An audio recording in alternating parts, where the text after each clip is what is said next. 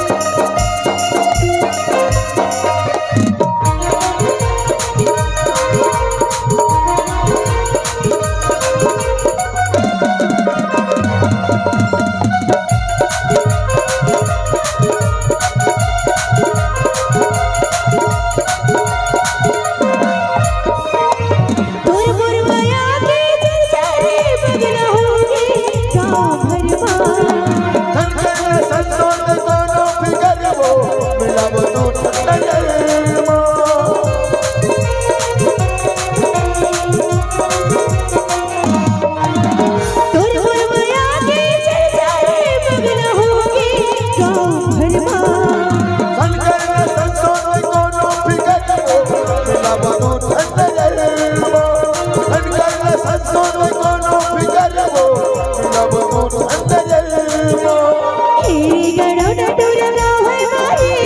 हेरी गड़ो डटूर गाँव है मारे तुर खातिर हो गयो बदना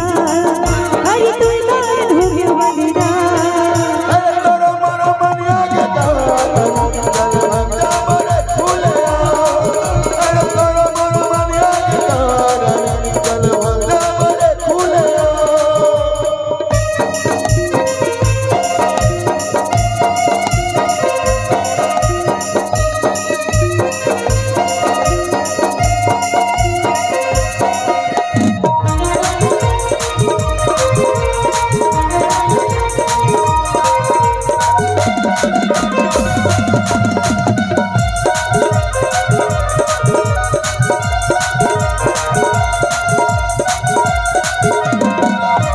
होगी हवा में दीवानी रे बदला लेंगे तोरी नाम बिना लगे तोड़ छोड़ो नहीं वो भले हो जाऊं बदनाम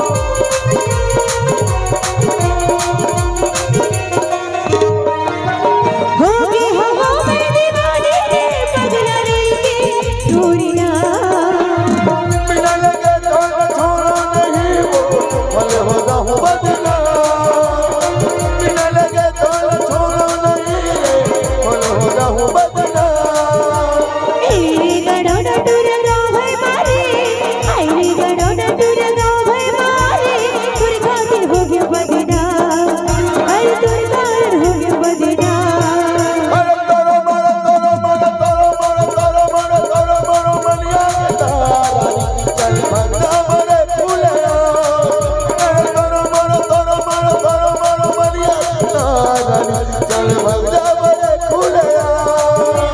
हेरी गड़ो डटूर गाँव है मारे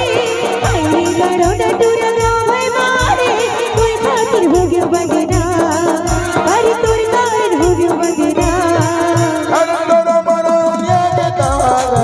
चल भग जा मोरे फूलिया अरे तोरो मरो मनिया के तारा चल भग जा मोरे फूलिया चल भग जा मोरे फूलिया चल भग जा मोरे फूलिया चल भग जा मोरे फूलिया चल भग जा मोरे फूलिया